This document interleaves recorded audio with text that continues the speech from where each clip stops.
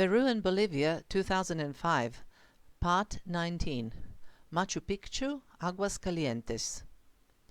I was at the entrance into the Machu Picchu complex already at 6 o'clock in the morning. First, I climbed up the path, passing by the South Agriculture terraces, and it was on one of them that I found a good spot, sat down, relaxed, and waited for the sun to rise. This is one of the things people coming here like to experience, so the terraces were full of tourists who, like me, waited for the sun's appearance, while the site itself was mostly empty and tranquil. The whole impression was spoiled only by some completely inconsiderate and noisy tourists, and I must say that the whole place resonated only with Italian and the American version of English. At the terrace where I sat, there was an elderly couple in front of me and a few Americans behind me.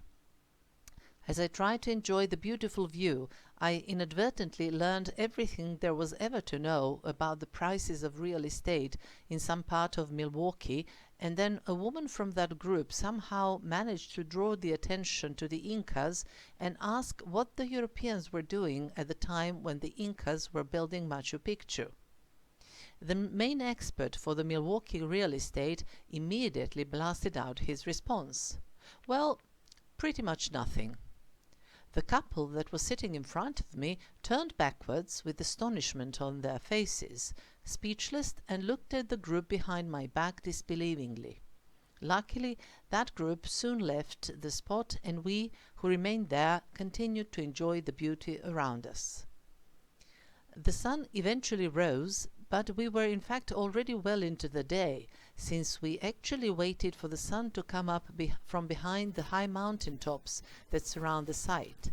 At one point, the couple with whom I shared the space told me that in the meantime they sent an SMS to their son back home. This was an English couple. And that they wrote to him the question and the answer that had astonished them so. The son replied to them that at the time when the Incas were building Machu Picchu, the Europeans were discovering America. We all started to chuckle at this with the pride of Europeans who shared a moment of local patriotism. Soon I started to walk around the site, and along the way I met a very nice Peruvian woman with whom I started to exchange taking of photos. She would take a photo of me, and then I would take a photo of her. Thus we spontaneously continued to go around together and chatted pleasantly along the way. Her name was Paula. She was an anthropologist, worked at the Museum of the Nation in Lima, and she had a keen interest in traditional medicine.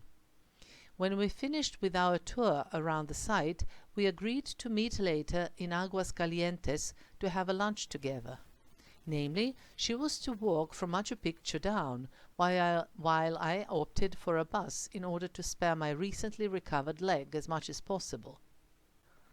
What can I say about Machu Picchu? It will be nothing new if I say it is a truly impressive place.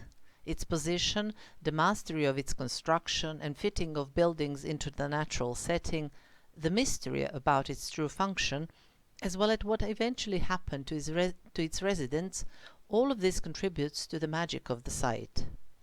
As far as its position is concerned, Machu Picchu is at 2,430 meters above sea level, which is almost 1,000 meters lower than Cusco. The climate is mostly subtropical, and there is a lot of greenery around it. The site practically lies over a mountain saddle with high mountains from which the Incas trail arrives, rising on the one side, and a rocky elevation that stands out in the standard pictures of Machu Picchu, named Huayna Picchu, on the other side.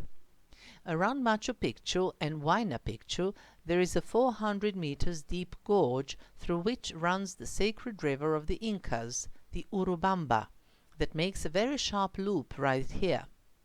In addition to the waiting for the sunrise, one of the reasons why tourists come here so early is the possibility to climb up Huayna Picchu.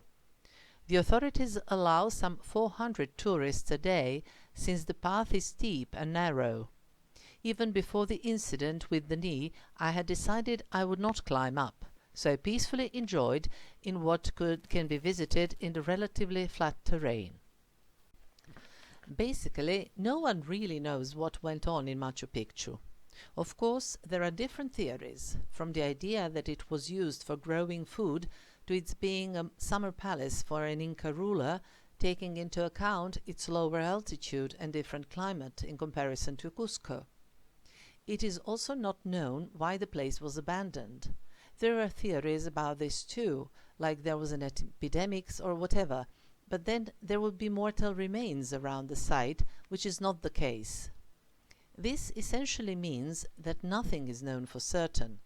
The Incas didn't have an alphabet in our sense of meaning, but rather they communicated through knots they made on ropes, making it very difficult to come to any concrete findings without written traces.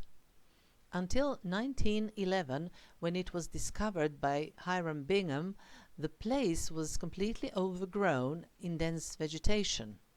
Since then, a lot has been cleared up, but archaeological researches continue in different directions around the central site. There are several significant elements within the site. One of them is the Temple of the Sun. It is the only building within the complex with a roundish base. The temple extends from a natural rock that remained within it and served as an altar.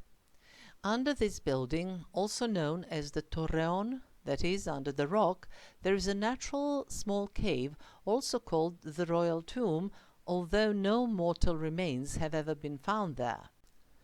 Still, it is interesting to come to this side of the building as well, in order to see the great skill of the masons who took full advantage of the natural rocks, either left as they were or altered to a degree and then adjoined using additional building elements.